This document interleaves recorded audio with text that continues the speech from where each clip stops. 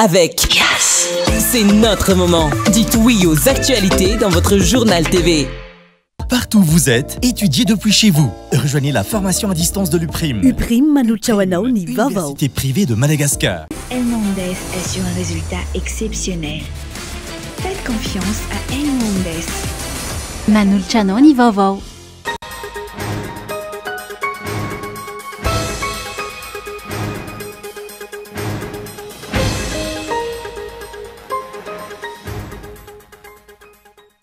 Tsy mbola misy tokotany ilay tetikasa flyover nahazoana famatsim-bola avy ambady ihany taona 2022 dia miroso amin'ny fitadiavana famatsiana hafa ho an'ny autoroute indray mpitondra amin'izao fotoana izao.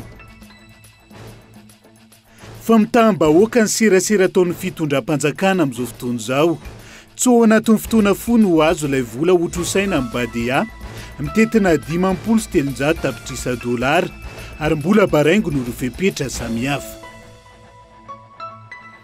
Miopefy ny fanososena ny demokrasia sy ny zon'olombelona ary ny fanitsakitsahana lalam-pandrinona ataon'ny fitondram-panjakana hoy ny RMDM androany. Miantso ireo mpisehatra amin'ny ady amin'ny kolikoly anaramaso ny komuna Antananarivo renivohitra amin'ny mpanolontsaina monosipaly avy amin'ny fanoherana eo anatrehan'ireo saritsarina mpanohitra mandrafitra ny filakevitra monosipaly amin'izao fotoana izao. Astéroïde iray antsoina hoe 2024 IR4 no ahina hifandona amin'ny tany ny taona 2023 araka ny fikarohana nataon'ireo manam-pahaizana. Araka ny tombana voalohany nataony ESA, 200 eo ny probabilité isin'ny fifandonana saingy tsy azo amavanana ny momba izay. Miantsy priandro.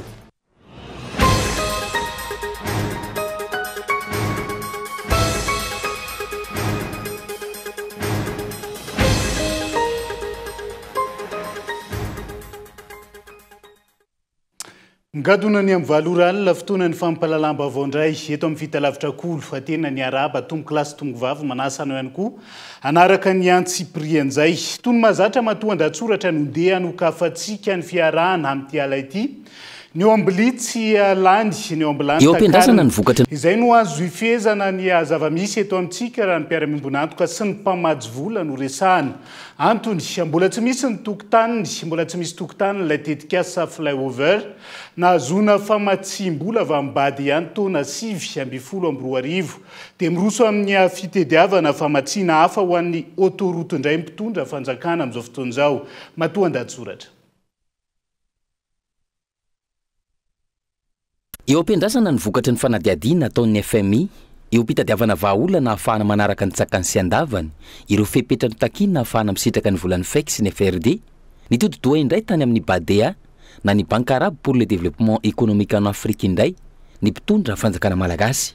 Nambara tamin'izany fa taoriny ny fampidiniana natao, vonina matsy vola ny tapany faharoa amin'ny fanamboarana ny lalambe mikodana, izay mitetina 500 sy 300 tapitrisa $, ny Badea.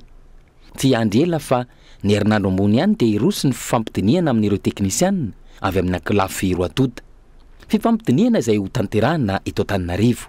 Fanontaniana mipetraka, raha toa ka tsy andry ela, misy antony ve ny tsy nirosona tamin'ilay tetikasa flyover izay voalaza fa nahazoana 20 tapitrisa $, avy amin'ny Badea ny taona 2022. Inona no antony mahatonga io tetikasa io ihitsoka tahaka izany? Mihitsoka satria hatreto aloha dia ny fitadiavana bureau d'étude izay tsy maintsy ny arabo na afrikanina no angatahana amin'izany araka ny fepetra takin'ny Badea mpamatsy ny tetikasa. Io bureau d'étude io avy eo no iroso amin'ny fanadiadiana samihafa, amolavola ny appel d'offre, ho firisona amin'ny asa, ijery ny fomba fitantanana sy anara-maso izay firisony asa izay. Izany hoe raha ny taona 2022 no nahazo ilay famatsim-bola avy amin'ny Badea ho an'ny flyover, ny taona 2022 inona taona ty aorina fa ho eo amin'ny fitadiavana bureau d'étude dia anao ahoana ity resaka autoroute na io aza ny filazana fa tsy andry ela dia iroso amin'ny fifampidiniana ireo teknisianina. Sa ve miala any indray ny fampanantenana pokaty manaraka, miala any indray ny oeraoera ka ilazana fa misy vokatra hatrany rehefa miatrika feonana tampony tahaka ireny, izany hoe mba mitondra voandalana. Mangina ary mitazapotsiny ireo solontenan'ny vahoaka, ireo mpisolovan'ny vahoaka manoloan'izany rehetra izany. Manana didy anara-maso, manana didy iaro ny tombotsomba hoaka amin'ireny fifanarahana iraisam-pirenena ataontsika amin'ny mpiara-miombonantoka sy ny mpamaty vola ireny nefa nisy olo-bavambahoaka. Raha ny voalazany lalam-panorenana tsy maintsy soratana ao anatiny ny lalàna amin'ny feny tetim-bolam-panjakana izy ireny. Antony mahatonga ireo malagasy sy tonga saina te hanavotra ny firenena mitaky ny isin'ny mangarahara. Tokony ho fantatry ny rehetra ary tokony hangarahara ohatra ny fifanarahana misy eo amin'ny firenena malagasy sy ny tahirim-bola iraisam-pirenena mikasika ny FEC sy ny FRD. Miroso ary mitaky izany ve ny solo-bavambahoaka amin'izao fotoana? Inona ny fepetra ho raisin'izy ireo manoloana ilay fiaraha-miasa amin'ny firenena malagasy sy ny bady ity? Sa ve hitaza-potsiny tahaka ny efa fanao hatr'izay ny hoavin'ny Madagasikara sy ny vahoaka malagasy izay soloan'izy ireo vava nefa no resaka ao anatin'izany. Endrika famitaam-bahoaka ny serasera ataon'ny fitondram-panjakana entina anaovana oeraoera amin'izao fotoana izao.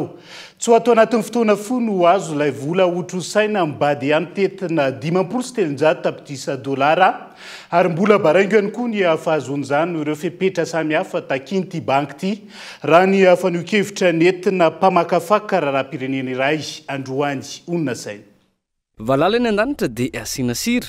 Izay fomba fiteny izay no mahafehy ny sirasira sy ny oeraoera ataon'ny fitondrana ankehitriny momba ilay filazana fa hanome vola 5,700 hatramin'ny 5,700 tapitrisa dolara anatanterahana ny autoroute Antananarivo Toamasina ny BADEA na ny Banque Arabe pour le développement économique en Afrique. Mbola voaresaka tsy nisy fifanarahana an-tsoratra na soni avy hatrany dia nataony Andry Rajoelina sy ny mpiaradia aminy nanakoako.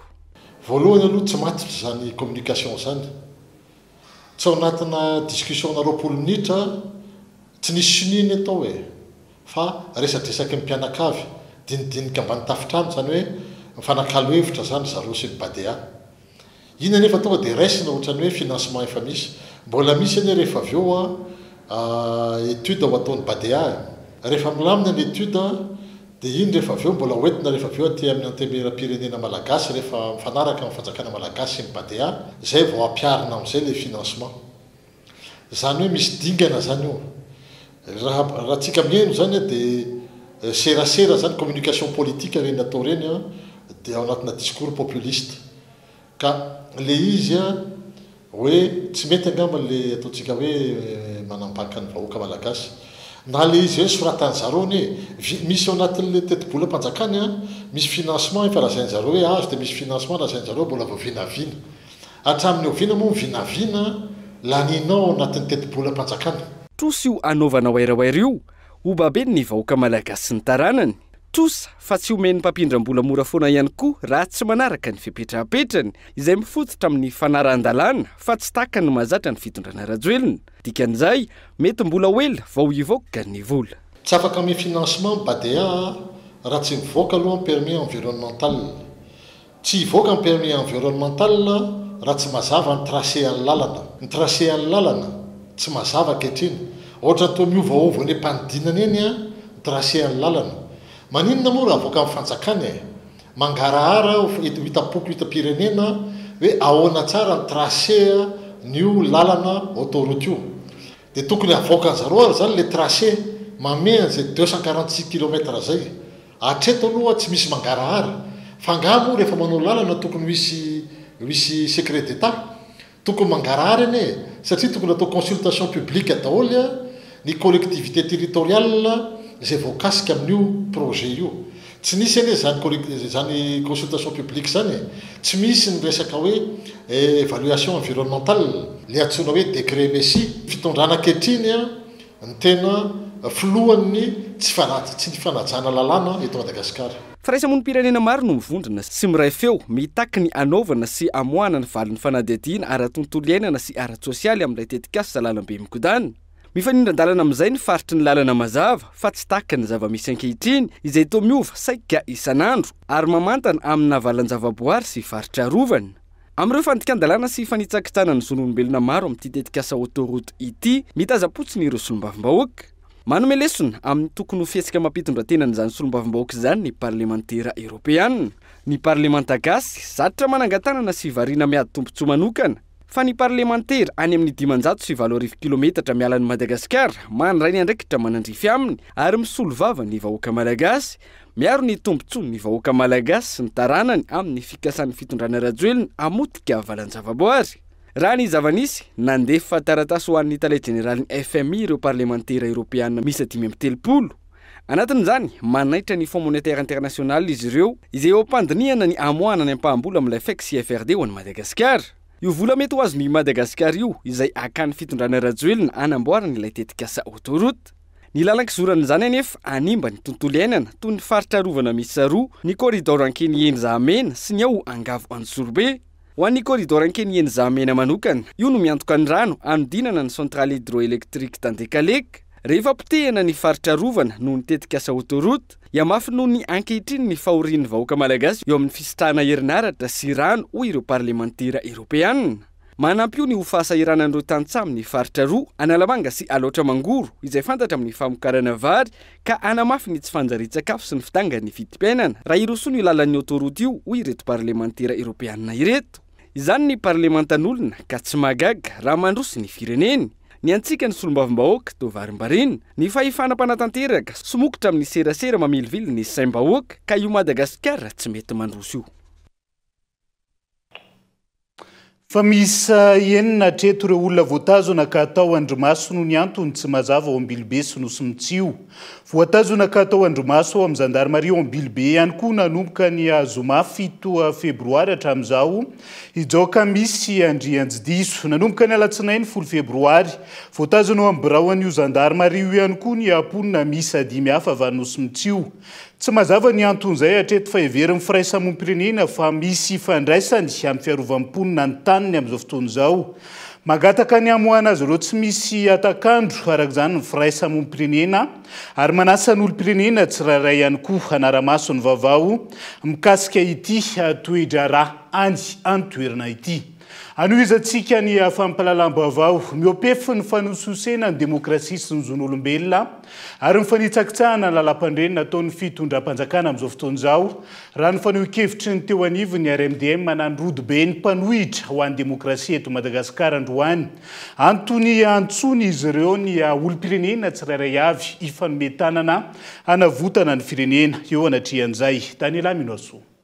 Fanitsakitsahana ny lalàna sy ny zo fototra iorenana ny firenentsika dia ny demokrasia, ny zon'olombelona ary ny mahatany repoblika ny Madagasikara izao ataon'ny mpitondra fanjakana sy ireo mpombazy izao ho ny rodibe ny mpanohitra ho an'ny demokrasia eto Madagasikara na ny RMDM raha naneho ny heviny androany manameloka ny fanenjehan'ny fanjakana ireo olona mitaky ny zony eto amin'ny firenena.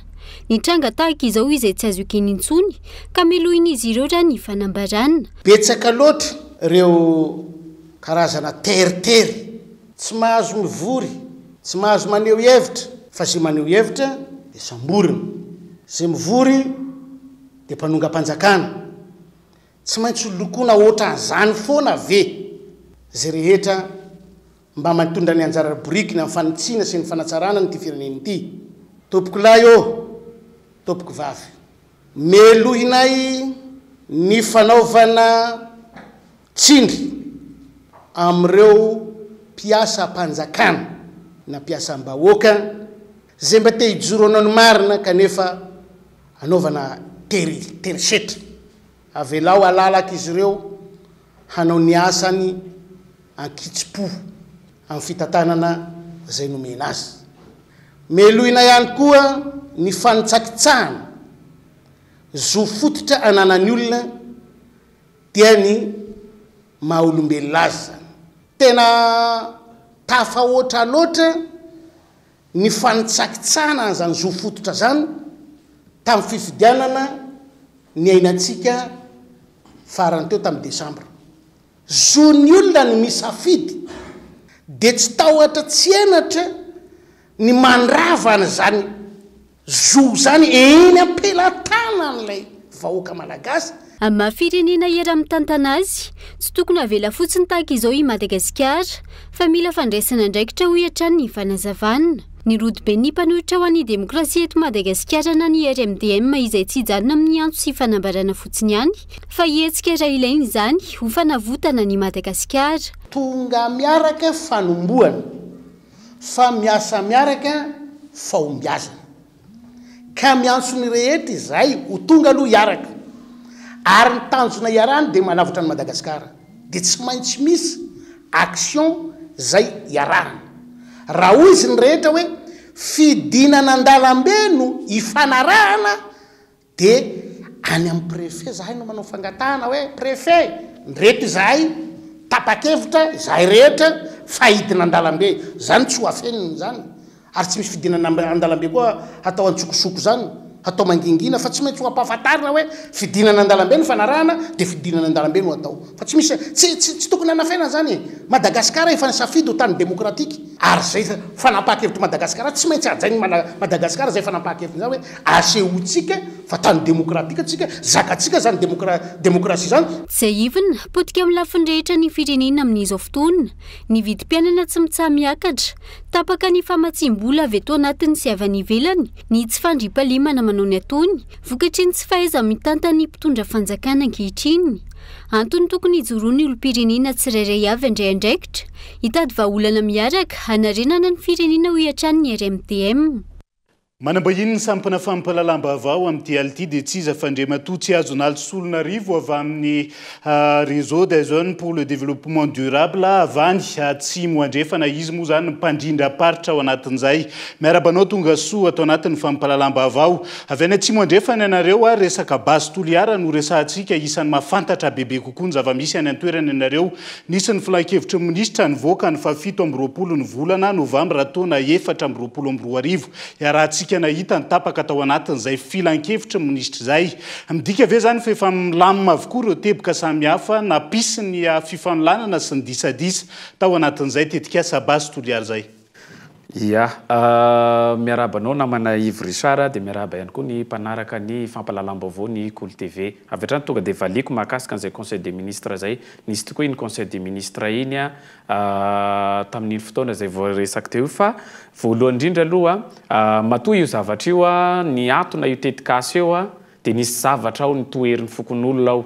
Dia ray aloha zay. Faharoa rehefa misy tetikasa usukafana ohatran'io na ampandehanana ohatran'io dia ao anatin'ny lalàna velona mihitsy eto amin'ity tany sy firenentsika ty ny hoe mila manao fakakevim-bahoaka sy fakatoavam-bahoaka amin'izay tetikasa mety hisy eo. Dia zay zavatra zay nefa tsy nisy ary tsara ho marina fa ny safidim-bahoaka dia tsy voavidim-bola. Dia zay zany mahagaga dia hoe fa maninona ary ny fanjakana avy hatrany dia manokatra an'io. Ny an'ny fanjakana nefa raha ny fahitana azy dia ohatrany hoe dradradradrainy foana resaka arabola hoe 18 millions de dollars zay ny dradradradrainy eo fa izy tsy te halala zay mety ho fiatraikany izy tsy te halala hoe misy ireo vehivavy ao Ranobe tsy afanoky ao Benetsy ao Kilimaliniky izy tsy te halala hoe ireo vehivavy ireo rehefa marary makany anaty ala any izy maka fanafody izy tsy miraharaha an'le hoe ireo vehivavy ireo rehefa sahirana rehefa nona any anaty ala no maka fanafody izy tsy te halala fa hoe misy vehivavy eny mpiandrika zay maka hazan-dranomasina ary izy tsy te halala hoe ny zavatra ampiasain'olo ao anatin'io zavatra io fa ny anazy ny resaka vola ny anazy no mahamaina anazy ary ny mahagaga zany sa 80 millions de dollars zany eny tsy sy dikany amin'ny base toliara zany fa ny olona le vahoakanao no ataoko hoe mialatsiny raha miteny an'izany mina ny anganiny ao enao ndray enao tokony hiaro sy hanaja ary manina moa ty anatanteraka ny zon'olombelona ao anatinao ndray ve enao ndray no lasa hoe inona zany raha fitina no andikanareo an'ilay fankatoava ny fitondram-panjakana n'ilay ataontsika hoe fiverenana asan'ilay base toliara amin'ny reprendre moa zany le activité inona no andikanareo an'izay zany eo anatrehan'izay aminay tsy fahatsakitsana rano ray mihitsy ny zon'olombelona fa ny fikajikajin'olombitsy ao anivony fanjakana hoe allo sokafana zay zany fahitana an'iny fa tsy mijery akory izy hoe zao no mety ho vokadratsin'izay ndresaka vola ianao teo andrematoa tsy azon'alo fa misy asa mandidina ny 4000 ihany koa moa zany ny emploi direct ny indirect avy amin'ity resaka tetikasa base toliara ty ho anareo zany manahoana manohatra n'lay ataoko hoe lay vola aloha zany efa tsy ho resahantsika fa lay asa zay isan'ny tadiavana reo ponina ny antoerana reo ponina avy amin'ireo commune misa ataontsika hoe 12 voakasiky ny tetikasa base toliara ve zany ianareo anatin'izay le asa zay resahany eto anie namana dia hoe le asa io ndray no lasa miteraka fahaverenana asa le asa zay resahany eto satria zao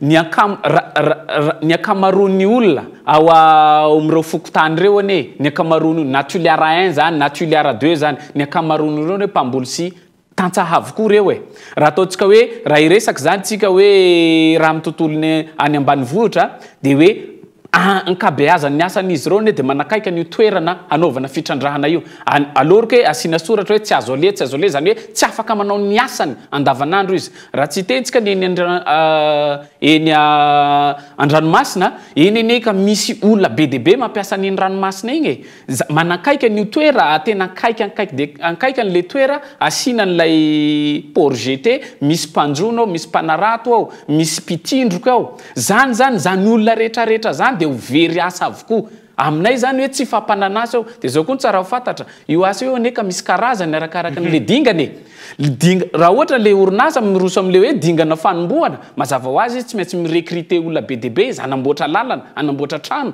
fa rehefa vita zany zavatra zany de tsy maintsy le olona tena anao an'le asa no miditra ao fa tsy hoe ny olona rehetra fa tsy hoe le olona tena miasa mety voilika lay ponina ny antoerana avy ao anatin'izay dingana manarak'izay raha ny fahitanareo anazy mazava ho azy satria tsika tsy maka ohatra lavitra ane tsika araka le nazavaiko teo hoe misy aneo asako am'izay hoe le olona lasa very asa nio zavatra io hoe lasa tsy manao ny asa andavanandro hoe tsy maka ohatra lavitra tsika jereo nge KMM vao nanomboka ny KMM de nisy zanaky ny Fort Dauphin ny asa tao fa rehefa tena ny commence io zavatra io de nesorina de tsy maintsy le olona manampahaizana ao anatin'le izy no ao zay le izy resaka radioactivité ny resaka ny impact n'ilay tetikasa amin'ny resaka tontolo iainana manahoana tsy efa voaresaka tsy efa voajery ve tsy efa nitondra manampahaizana mahakasika an'izany ve lay base toliara matoa manao serasera maro lafy ataontsika hoe serasera azo lazaina ataon'izy ireo somary mafimafy raha oharina aminareo manohatra n'ilay tetikasa ny serasera entin'izy ireo anatin'izay tsy efa voajery avokoa ve zany matoa tonga amin'izay zay ny zava-misy ankehitriny ia tsara fipetraka zay fanontany zay voalohany aloha izy anao tao hoe am'ty resaka hoe fijerena manokana sy ny tariny ohatrohatra an'izany zao aloha voalohany indrindra izy ity tsy azontsika hoe safosafona fotsiny hoe efa voaresaka na efa misy mesure d'accompagnement tsy azo safoitsika oatra zany le satria raha ohatra hoe zay zao ny zavatra nisy de tsy ho nisy mihitsy io KMM io tsy ho nisy mihitsy ary tsara ihany ampahafantarina atsika fa ny vahoaka ny KMM ane ka nitory ny vahoaka ny Fort Dauphin ka nitory ny KMM tany fitsarana Londres matoa izy nanao an'izay de dikan'izay nisy zavatra ao tsy mety ao de masay milaza ve tsika fa tsy nanao ohatran'izany koa io KMM io aloha vao nanomboka hoe hisy mesure d'accompagnement ty non tsy zany ary zao le izy koa be de be neny manampahaizana laza am'izany fa hoe misy vokadratsiny ao amin'ny resaka radioactivité be de be io asa fitrandrahana io misy professeur eto Antananarivo manampahaizana misy voka-pikaroana any tany Toliara tamin'ny 2014 ary ataoko hoe tsy nisy ary reo ataoko hoe reo voka-pikaroana reo fa na izay na tsy zay tsika tsy maka ohatra lavitra fa araka izay nyresako tao jereo Fort Dauphin ary zony ponina mihitsy ny mandahan'le izy rehefa tsy tiany io de tsy tiany fa tsy hoe ty fa nijereny manokany ty de andao fa alefatsika zay le mahakasika le hoe zay radioactivité zay ka tsara ihany aloha tsika tsy de iresaka an'le hoe io efa misy fijerena manokana kandriamatoa tsy azonala raha lay tazana amin'ny serasera voiziny ny avany amin'ny base toliara amin'izao fotoana izao de hoe maro anisa efa manaraka an'izy ireo miombon-kevitra amin'izy ireo anatin'ilay tetikasa ianareo zany aiza ho aiza ao anatin'izay manana vahoaka maro anisa ihany koa ve ianareo manohatra n'ilay base toliara sa manahoana sao de avaty aminareo koa lay olombitsy mety manana intérêt personnel amin'ny fanoherana n'ilay tetikasa tsara fipetraka zay ny tena marina aloha mifamadika zay zavatra resahanao zay satria ny aty aminay no maro anisa fa zao le izy raha jerentsika mitohy am'le resaka radioactivité teo ihany tamin'ny voalohany angeka ny rutile ny illuminite ny zircon zay no nahazahoany base toliara alalana hotrandrahana zay nahatonga n'igny grève tamin'ny 2018 igny zao ndray nefa ry zareo hitrandraka an'le hoe atao hoe monazite zay ahitantsika ny hoe zircon sy uranium ny non terre rare plutôt zircon uranium sy terre rare ahitsika fa anamboarana téléphone voiture électrique sy ny tariny io ao zany hoe zany vao maika hitombony radioactivité de mamaly an'le fagnotaninao am'izay ao hoe sao de mba avy aty aminareo no tsy raha vao maika ary am'izao mitombo lay tolona an'le olona satria vao maika mitombo koa le radioactivité de azagaka nareo raha ohatra hoe tsy maheno ny communication ataon'le partie contre an'le izy satria tsy manana fahafahana zahay tsy mercenaire ny base toliara zahay koa tsy businessman ny base toliara ka hoe hanambola fa zahay cotisation no iainanay ary zay mahatonga de androany vao tafaresaka zany hoe le moyen afahanareo miserasera ve zany tsy misy zay no tsy misy tsy ohatran'le hoe ny any sasany zareo raha vao misy zavatra tiany zareo aparitaka tonga de vetivety iny amin'ny gazety sy amin'ny télé satria izy manan'izay fomba zay manan'izay moyen zay ny tsy akilany ny vahoaka tena ny heriny aty no ary manahoana kosa ny resaka pression sy ny maro hafa mahazo anareo avy aty amin'ilay ataoko hoe parti contre n'ilay base toliara ve mety misy zay amin'izao fotoan'izao mahatonga anareo somary mangingina ihany koa ia tsara aloha ho fantatra fa tsara ny mampahafantatra atsika fa ny fanehoan-kevitra amina zavatra anankiray dia zon'olombelona ao de ny fanoherana an'izany de fanitsakitsana zon'olombelona zany lalàna raisam-pirenena miresaka an'izany mananjo le olona aneo ny heviny ao mananjo le olona isafidy ny rafitra mpampandrosoana hisy eo aminy indrindraindrindra mananjo le olona hoe ahoana ny fomba hitatanana ny arena voajanahary misy eo aminy fa tsy hoe raha manao an'izany izy de zay zany no hiterevanao azy de zay koa zany no hoe anagadranao azy de tsy rariny kosa aloha raha ohatra ka zay no zava-misy fa tsy tokony hoe ho tereny zany hoe mangina anareo na ohatrohatran'izay akasitrahany ianareo avy eo anivony tambazotra ny tanora ho an'ny fampandrosoana matra avy any atsimo andrefana tao anatin'izay fanampanazavana makasika ny fahitanareo ny bazy toliary zay dia zay ihany koa no hoentsika misendry vetivety ao anaty tokafoy aza misaraka aminay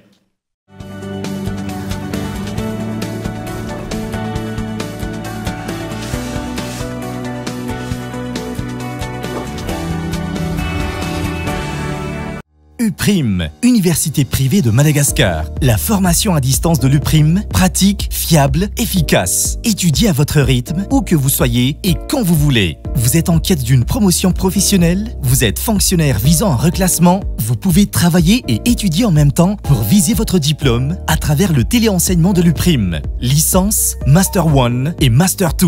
Habilité par l'État jusqu'à la 5e année et reconnu par la fonction publique jusqu'à catégorie 8. Encadrement innovant via une plateforme numérique permettant un regroupement en ligne avec interaction, droit, communication, gestion et management, commerce et marketing. Alors, partout où vous êtes, étudiez depuis chez vous. Rejoignez la formation à distance de l'UPRIM. Inscrivez-vous à l'UPRIM la plus proche de chez vous. L'inscription peut se faire également à distance. Contact 020 85 215 03 034 11 215 08. Investissez dans une valeur sûre. Choisissez UPRIM.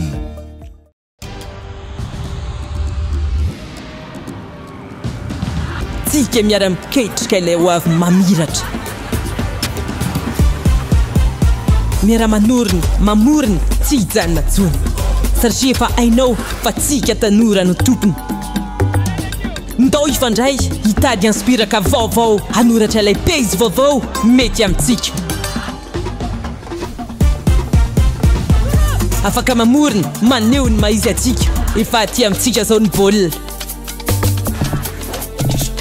tsisy anakantsika satria isika iray mifandray miara-manokatra lalana vaovao ka tonga le fotoana zao dia zao ndao falera Thelma miova ho Yes.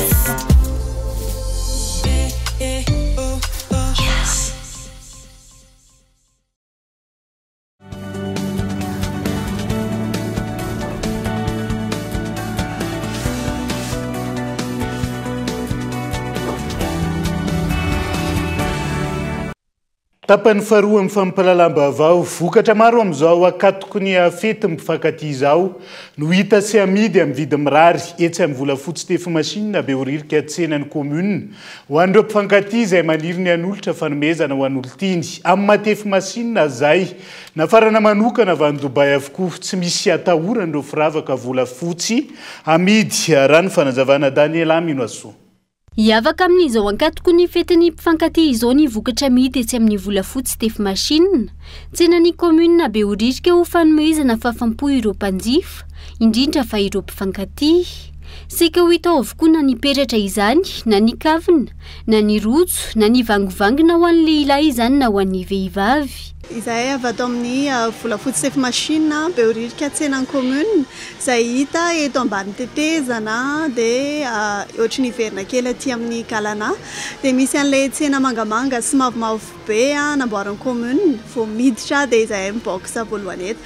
Amin'izao fiainana efa sarotsarotra izao andaontsika mba hanolotra fanomezana ho an'ilay olontiantsika akaiky antsika indrindra amin'izao fetin'ny mpifankatia ho avy izao dia manasa antsika rehetra ho tonga ato beoririka tsenany commune. Raha toa ka miasa foana ianao tsy manana fotoana mihitsy atongavana aty dia manao livraison ihany koa izahay. Ahoana hoy ianareo ny fomba ahitana ny vokatra misy ato aminay manana page Facebook izahay volafotsy tefy machine beoririka tsenany commune. Izahay mihitsy ny ananan'ilay page Facebook dia afaka mitsidika ny page ianareo dia mijery ireo karazana entana izay misy ato aminay dia manao livraison izahay ary mandefa mifaritra. Raha androany ianareo manao commande dia mbola afaka manatitra izahay raha pizza mbola afaka manatitra ihany koa izahay ny andro ny mpifankatia 14 février 2025. Ankoatra ny fivarotana firavaka manefa sy afaka manamboatra volafotsy amin'ny endriny hafa ihany koa ny atsy amin'ny volafotsy tefy machine tsenany commune na beoririka. Manana andreto ihany koa izahay areto volafotsy mifono volamena ireto izany hoe volafotsy ny ao anatiny fa ilay ivelany no volamena dia ao anatin'izay ihany koa manefy ihany koa izahay dia manao réparation dia manao création ary transformation izany hoe raha ohatra ka na hoe tsy volafotsy ny vidinareo tato aminay ary fahanareo avany no entinareo ka simba amboarina tianareo hovaina amin'ny paoziny dia manao an'izany izahay. Misy Pandora ihany koa Pandora authentique. Ny Pandora authentique be dia be ny olona maniry an'izy itony fa manao facilité de paiement izahay raha ohatra ka hoe tsy tonga dia vonona amin'ny vola ianao fa tongava mandroso aty aminay fa ho raisina ampitiavana. Miankina amin'ny fahafahan'ny olona satria tsika samy malagasy dia afaka mifampiresaka tsara mihitsy momba ny fahafahanao. Araka izany efa azo jifaina amin'ny alalan'ny pejy na mivantana etsy beoririka tsenany commune manomboka izao ireo firavaka maro samihafa izay amidiny volafotsy tefy machine etsy amin'ny tsenany commune beoririka. Amin'ny mahavolany mpifankatia ity volana febroary ity mirary dia mirary ny vidin'ny firavaka izany hoe manomboka amin'ny R1,000 no miakatra ho fanomezana fahafampo ireo mpanjifa indrindra fa ireo mpifankatia. Fa nitontosainy androany teny amin'ny fobe toerany asa Madagasikara teny Andraharo ny fanolorana ny loka ho an'ireo izay voasarika tamin'ny lalaontsika izay nokarakaray ny asa Madagasikara. Lalao izay niatomboka tamin'ny 12 ny volana Desambra hatramin'ny 17 ny volana Janoary 2022. Fepetra tamin'izany ny fampiasana ny tolotra iasa izay manomboka amin'ny sarany arivo ariary. Indao arahantsika amin'ny fanampanazavana. Faly izahay manolotra fanomezana ho an'ny mpanjifa ny asa Madagasikara rehetra. Ankoatran'izay nefany dia occasion anankiray ihany koa ilay izy ampahafantaranay ny tolotra rehetrarehetra omeny asa Madagasikara. Dia izay zany antony goavana anankiroa nambolavolanay ny lalaontsika nandritra an'izay efa taona izay zany satria efa andiany fahaefatra ho amin'ny ity taona ity. Sarotra ny tontolon'ny fandrarana eto amintsika ary fitakiana isan'andro ny fanatsaran'izany. Raha ny fanioan-kevitra ny eto ny groupement des femmes entrepreneurs de Madagascar androany. GFM izay eo am-panomanana ny fandraisantsika ny comité mondial des femmes chef d'entreprise ny fiafarany volana aprily ho avy izao. Efa antaonany ary mitohy miandraka ankehitriny ny adisisika fitakiana sy fivoriana samihafa ho fanatsarana ny tontolon'ny fandrarana eto Madagasikara fa tsy mbola tratra izany hoy ny GFM na ny groupement des femmes entrepreneurs de Madagascar izay ivondronana vehivavy mpandrarà mahery ny 300 isa. Maro ny tebika hitarafana izany raha tsy ilaza afa-tsy ny tsy fisian'ny fitoniana maharitra ny fahasarotany amin'ny fahazahoana toana arabola ny etra sy ny sisa. Ny mpandrarà tsy miandry amin'ilay climat des affaires nafantatra sarotra ny climat des affaires anisan'ny lohahevitra fampiresana foana io anatin'ny groupement des entreprises de Madagascar. Tsy hoe izay mitranga eo dia mitranga eo izay fa androsoana tena miady isan'andro ny groupement mba hanatsarana ny tontolon'ny fandrarana. ny resaka hoe volana araketra angamba ny tena zavatra iainany fandrana rehetra io ny lalam-barotra tianay mba hisy mikambany GFM dia ny lalam-barotra iraisam-pirenena manomboka amin'ny faritra Afrika aloha dia hoentina eo amin'izao tontolo izao. Ny mazava ho azy mbola tsy momba ilay izy satria misy sakana maro samihafa mba resaka hoe ny accès au financement, ny norme rehetrarehetra zany mbola sarotra be fa io tsy sakana ho an'ny vehivavy mpandraharaha fotsiny fa ho an'ny mpandraharaha amin'ny ankapobeny. Ao anatin'izay ezaka ny sehatra tsy miankina ho fanatsarana ny tontolon'ny fandrarana eto Madagasikara izay nisy ny aditsisika ny tanterahany GFM manoloana ireo fikambanam-behivavy mpandrarà sy tompona orinasa eo amin'ny sehatra iraisam-pirenena. I Kanada no isan'ny nifanina tamintsika fa nirona tamin'ny Madagasikara ny safidin'ny Maronis ka ho tanterahana eto Antananarivo izay comité mondial des femmes chefs d'entreprise izay. Ary ny tena tanjona lehibe nampatonga ny Madagasikara amin'ny alalan'ny groupement anay ny sitona ireo zao tontolo izao tonga aty dia satria zahay nahita na dia ao anatin'izay fotoana ireo hoe 6 fotoana nisy ny GFM izay misy olo tena foana ny Madagasikara mandray anjara mandeha ireny hetsika isan-taona izay ataony FCEM ireny. Dia nandresy lahatra n'izao tontolo izao zay fa ianareo mankaty aminay satria izahay eto dia manana zavatra atolotra ary ny vehivavy mpandraharaha eto Madagasikara dia tokony mba hisitraka ihany koa izany fiaonana izany fa tsy voatery hoe hiandry fahafahana vao afaka manotrina izany événement izany. Dia fotoana izao zany ahafahandreo hisitraka événement ohatran'izao anararoatra andray anjara sy hiaona amin'ireo vehivavy tompona orinasa farak'izay lehibe indrindra eran-tany mba ifampiresaka na ifampifanakarohevitra na hijery opportunité d'affaires. Araka izany mpandrarà lehibe maro fantadazy eo amin'ny sehatra iraisam-pirenena no tonga eto Madagasikara hiatrika io fotoan-dehibe io ny 7 hatramin'ny 17 ny volana aprily 2024. Loha hevitra andraisina ny hoe une économie résiliente et inclusive, les femmes entrepreneurs à la croisée du Nord et du Sud. Miantso ireo vondrona na fikambanana miady amin'ny kolikoly ifantoka amin'ny fanaraha-masony commune Antananarivo renivohitra ampanolontsaina munisipaly avy amin'ny fanoherana amin'izao fotoana izao ho an'ny mpanolontsaina nanaovana fanadihadiana androany misy manao saritsary mpanoherana ireo sasany lany tamin'ny antokona vovona ny mpanohitra ka ampahazovana tsy mangarara eo anivon'izay fitantanana ny tanàn'izay ka bain eloha manahy amin'ny isian'ny kolikoly eo anivon'ny commune Antananarivo renivohitra itoavina rahalambo mahay mpanolontsaina avy amin'ny titanindrazana araka ny fanehoan-keviny androany ny olana efa nitranga tamin'ny fifidianana teo aloha tamin'ny sehatra tsy fangaraharana ihany no mety hiseho amin'izao tsy hisy ho izy ny mangarahara raha ny lalàna lany teo anivon'ny filan-kevitra voalohany izao. Miantso ny fiarahamonimpirenena na société civile hijery manokana ny zavatra mitranga atao CUA raha indrindrindra reo le hoe milaza hoe miady amin'ny kolikoly zany hoe ity resaka vato miafina na voto secret ity zany efa niainanay nandritra ny 5 taona tamin'ny fitolana teo aloha dia mbola miverina indray le izy amin'izao efa hita ny vokany tamin'iny 5 taona lasa iny. Ny faharoa dia miezaka zahay taon'ny fanoherana na hoe volavolan-dalàna na fitsipika mba hiady amin'ny kolikoly asy mangarahara vatramitranga androany dia mitsorona kokoa zany ny fomba indramany be ny tanàna vola zany hoe namina fahefana zany ny mpanolontsaina dia nomena any be ny tanàna le zany ka lasa tsotsotra aminy ny mindram-bola ka tokony miomana daholo zany ny voakana Antananarivo ndray androany mety isy hoe nitrosa ny commune urbaine Antananarivo mety isy zanabola ao aloha indrisy moa zany fa lany le izy nisy ny fanolorana ny lalàna na ilay antsoina hoe idée libération ny arahan'ireo mpanolontsaina avy amin'ny hery fanoherana makasika ny fitsipika anatiny mifehy ireo mpanolontsaina eo anivon'ny filan-kevitra munisipaly ao amin'ny commune Antananarivo renivohitra. Voarakitra tao anatin'izany ihany koa ny fitakinan'ny mangarahara momba ny vola sy ny fitaovana ho an'ireo mpanolontsaina. Raha ny fanazavana voaray miarana molavolana izany avokoa ny mpanolontsaina mpanohitra izay maronisa kanefa tsy lany zany taty oreny. Diso fanantenana amin'izany tranga izany ity nanaovana fanadihadiana ity.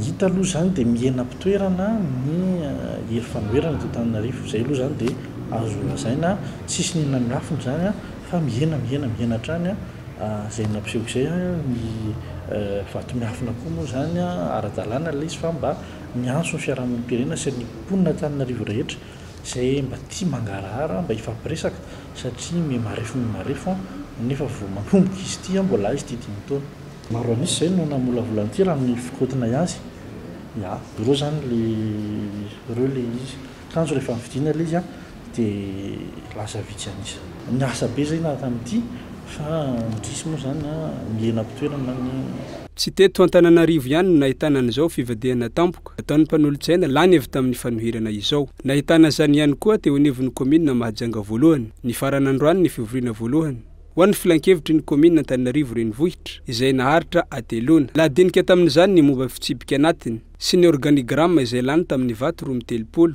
70 no nanda ary 2 ny vatomaty teo ihany koa ny fanomezana ny fahefana ny ben'ny tanàna 70 ireo ny fidy ny lalàna raha 13 ny tsipaka ary 2 ihany koa ny vatomaty vaovao manodidina ny asa fanaovan-gazety mialoha ny idirantsika ao anatin'ny maresaka iraisam-pirenena vetivety atsangany eto Madagasikara ny vovonana iraisa amin'ny mpanao gazety sy ny tompona haino vakijery ny solitena mpanjakana ary ny firaisamom-pirenena amin'izao fotoana izao tanjona ny fanatsarana ny asa fanaovan-gazety toy ny lalàna momba ny azony mpanao gazety nisy ny atrikasa fandinihana ny fametrahan'izany androany izay notariany ONG Ilotsera. Ho fanatsarana ny tontolo ny asa fanaovan-gazety eto Madagasikara nisy ny fivoriana ny araha ny solon-tenany haino vakijery sy ny ho lavitra androany teny Sorano. Fivoriana izay notarihiny ONG Ilotsera samba na piaro ny mpanao gazety eto Madagasikara eo amin'ny lafiny fanomezana ny torohevitra sy ny fiarovana memempona. Araka ny fanazavana aorian' izao dinika izao hisy ny fametrahana ny vovonana entina hiady ny tombotsoa arakasa sy amin'ny maha olona ary ny zo amandalana amin'ny alalan'ny tetikasa maneho. Fanatsarana ny manana ny mpanao gazety eo mpanantanterahana ny asany lalàna misy zay mifehany ilay sehatra misy atsika raha tsy lazitsika afa-tsy ny hoe ny ANRCM ohatra na ny loi sur l'accès à l'information fampiofanana mpanao gazety satria miankina amin'ireo singa rehetra ireo no fanatsarana n'ilay asan'ny fanaovan-gazety tsy hoe kory hoe ny mpanao gazety ireny ao anatin'ilay vovonana fa misy ihany koa ny firaisamom-pirenena misy ihany koa ny tompona ndraiky mpanjakana izay misolotena n'ireo ministera pia ary misy ihany koa ny mpisolotena n'ireo tompona haino vakijery na ataontsika hoe patron de presse zany maninona moa no hoe ampiarahan'ireo satria hatramin'izay dia tsikatra hoe miolon'olona daholo ihany ny fiarahamonimpirenena miaina any amin'ny misy azy sy ny tontolony ny mpanao gazety tahaka izay sy ny sisa ny autorité de régulation na ny hoe tompona ndraiky mpanjakana pia dia petrakintsika hoe miaha fotsiny fa tsy tafiditra ao anatin'ilay hetsika atao dia izay no anisan'ny hoe fanovana irina hoentina ao anatin'ilay plateforme miaraka amin'ny tady vahaolana satria misy ifandraisany daholo ireo mpisehatra ireo maro ny ady tokony atao raha ny fahalalahany ny asa fanaovan-gazety eto amintsika voatotohina ny asa fanaovan-gazety sy ny zon'olom-pirenena amin'ny fisitrahana ny vaovao anisan'ny teboka andraisan'ny vovonana anjara ny hiady amin'ireo sakantsakana mpahazo ny mpanao gazety raha ny fanazavana ny zo isitraka vaovao dia anisan'ny sololombelona fototra ary anisan'ny zo voarakitra ao anatin'ny lalam-panorenantsika zany ka rehefa misy zay hoe sakatsakan'izay na mivantana izy na ankolaka dia ny zon'ny olom-pirenena foana isitraka vaovao no voatohitohana amin'izay fotoana izay dia nresaka lalàna moa tsika tery am-pianomboana dia izay ny anisan'ny hoe antopisian'ny plateforme ihany koa hoe misy lalàna ao mbola tokony olanina satria marina fa efa misy lalàna mifehany serasera sy ny asa fanaovan-gazety fa ny fahazahoana misitraka vaovao nresakitsika teo ny fahazahoana loharanom-baovao reny mbola manahirana dia reny zany ny hoe anisan'ny lasa tokony ho andraiketan'ity plateforme iarahana ity koa hoe fampandanina ny lalàna amin'ny fisitrahany olom-pirenena vaovao araka ny tokony ho izany koa zany. Raha ny fanambarana nataon'ny Ilotsera androany tao anaty 4 volana nametrahana ny sampana piaro ny mpanao gazety miisa 7 ny fitarenana voarainy momba ireo tranga-pahazo ny mpanao gazety manerana ny nosy. Taremarika izay mampiseho fa mbola lavitra ny fahalalahana maneho hevitra sy ny fanajana ny zo ny mpanao gazety eo am-panatanterahana ny asany. Dia izay ihany koa no entina manakatona ny fampalalam-baovao ankasitrahana hatrany ianao nanarak'izay hatramin'ny farany mandrapitafa ho amin'ny raha mipitso indray ary tombo kilasy tombo vavy elo matompoko.